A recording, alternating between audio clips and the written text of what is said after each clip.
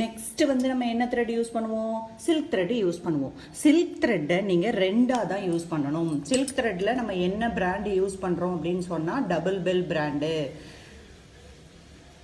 Double bell தான் நல்ல குவாலிட்டியான பிராண்டு, நல்ல ஷைனிங்காகவும் இருக்கும், உங்களுக்கு யூஸ் பண்ணுறதுக்கு சாஃப்டாகவும் இருக்கும். ஸோ நம்ம கடைசியாக யூஸ் பண்ணுற த்ரெட் என்ன த்ரெட்டு? மூணாவதாக யூஸ் பண்ணுறது டபுள் பெல் த்ரெட்டு.